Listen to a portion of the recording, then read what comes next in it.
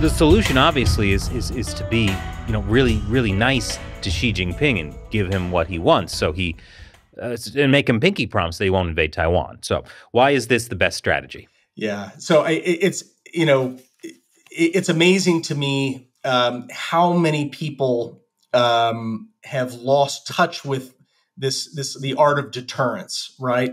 And in fairness, it's not always intuitive, right? There's people are understandably fearful of provoking or causing escalation, and so the instinct has become in pockets of Washington to sort of draw back and say, well, look, we don't want to offend, we don't want to provoke, but in fact, as your question intimated, that's actually how you invite aggression.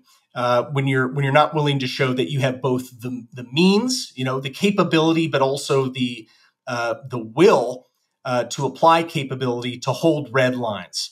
And so the book, The Boiling Moat, and I was very lucky to have a bunch of co-authors contribute terrific chapters on what it is that Taiwan needs to do, what are the urgent steps that the United States needs to take, what are the urgent steps that Japan, as well as Australia and Europe, need to take. We focus on the military dimension almost exclusively, not the diplomatic or economic steps that we need to take to enhance deterrence. We focus on the military dimension precisely because that is the cornerstone upon which those other vectors of national power and coordinated power can have a better chance of working. If you don't have a credible military capability, a superior military capability, one that's at least able to hold credibly at risk a Chinese invasion or Chinese blockade, good luck with the diplomacy. Good luck threatening sanctions if you don't really have the military to back it up. And so this is very much designed to be, this book, a list of practical sorts of steps that all those actors I mentioned need to take in order to shore up the military dimension of the deterrence. So why is it called the Boiling Moat strategy? You've, I know, heard this phrase that some people in some quarters is fashionable to call Taiwan a porcupine, and to urge Taiwan to adopt a porcupine strategy, meaning, if a bear is looking to devour a porcupine, it's not going to go well trying to swallow a beast with long quills that could get stuck in your throat. We thought that wasn't the best sort of metaphor, but in fact, the better metaphor is one that focuses on the key geographic feature that is most valuable to Taiwan's defense, and it is that 100-mile wide body of water known as the Taiwan Strait. If you can turn the strait into a boiling moat, one that is, you create a situation that's so daunting that the People's Liberation Army, Navy, and the other maritime forces of the PRC, shouldn't even want to be tempted to try to cross a moat where they could be brought to the bottom of that strait through asymmetric weapons, everything from anti-ship missiles launched from other small, fast boats in Taiwan to anti-ship missiles launched from shore, loitering drones on the surface and above the surface of the ocean in the skies, long-range anti-ship missiles launched by heavy bombers, torpedoes launched by U.S. attack submarines, that basically this thing becomes a boiling moat.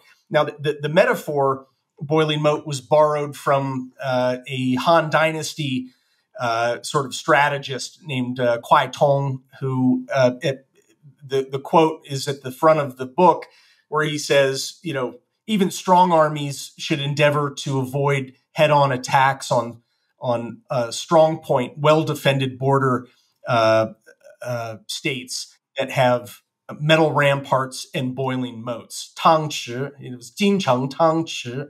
So I thought that was a good metaphor for the title of the book. How did they make boiling moats back then? That's a great question. I don't know if it was purely metaphorical or whether they were actually able to light stuff on fire using pitch and tar and things like that. But you know, I don't know. But I wouldn't be surprised if they were able to light water on fire in those days. You know, all right. So hear me out. I like your strategy. We double down on global warming. Number one, this would increase U.S. industrial manufacturing capacity.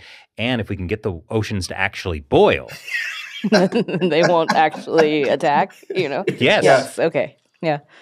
Well, but look, I'm not a climate denier. I'm concerned about rising temperatures, but the fact that the United States has chosen to make its main war effort battling climate without the benefit of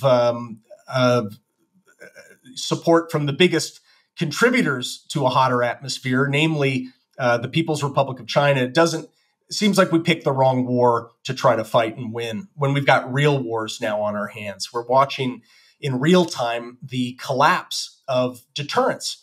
And the United States is the long pole in the tent on deterrence.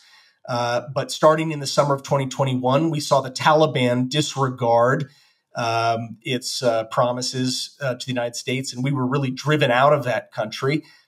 We saw, of course, Vladimir Putin decide just 6 months later, and I don't think it was a coincidence, that he would launch the new all-out sort of phase of his war against Ukraine. The Hamas attacks, which were soon followed by Beijing's actions against the Philippines.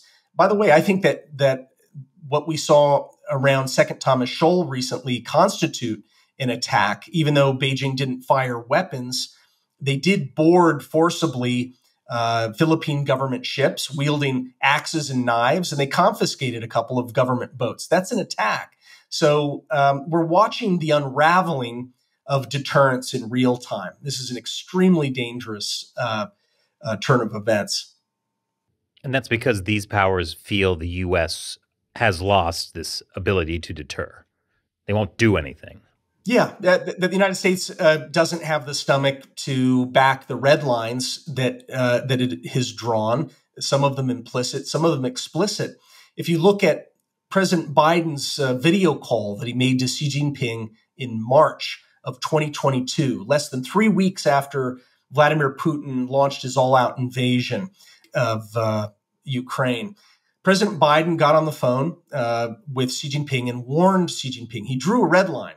Even if he didn't call it a red line, this is how red lines are actually drawn. What he said was, if you, Xi Jinping, provide material support, that was the word. He didn't say lethal. According to Biden's own account and the White House readout of that call, Biden said, if you provide material support to Russia's war in Ukraine, it's going to cost you personally, and it's also going to cost you access to the U.S. and European economies. And as Joe Biden continued, he said, you need our economy a lot more than you need the Russian economy. And so if you look at what Xi Jinping did over the next 12 months, he did test, he did probe, he started to raise his material support, but not in, not in major leaps and bounds. It was more incremental until a year later, March of 2023, when Xi Jinping visited the Kremlin. And at that point, material support for the war machine in Russia skyrocketed from China, absolutely skyrocketed. And Xi Jinping famously, in that meeting at the Kremlin, said, there are changes occurring that you don't see but once in a century. And you and I, Vladimir, are the ones driving those changes together. So this was an admission that not only was Beijing exploiting global chaos, but viewed itself as an architect of chaos. Now, what happened in that year? Why did Xi Jinping suddenly take such a big gamble that he felt comfortable to provide massive material support starting in March of 2023? I suspect that the key indicator to Xi Jinping that President Biden had been bluffing with the red line that he had threatened came in late 2022 when the Iranians began providing thousands of kamikaze drones directly to the Russian military, drones that have killed thousands of soldiers and civilians in Ukraine. And the United States did nothing. I think there were a couple of symbolic sanctions that were announced that had no practical effect on Iran. And once Xi Jinping saw that the United States wasn't even willing to go after the weakest member of the axis of chaos, which is arguably Iran, he knew that he had a green light to help Russia try to win the biggest war in Europe since World War II. And a year later, the United States still hasn't imposed penalties on China, except for some of these symbolic sanctions against companies that are not, they're obscure Chinese companies that don't seem to have much of an international presence, except to the extent that they're providing all the material to make advanced weapons to Russia.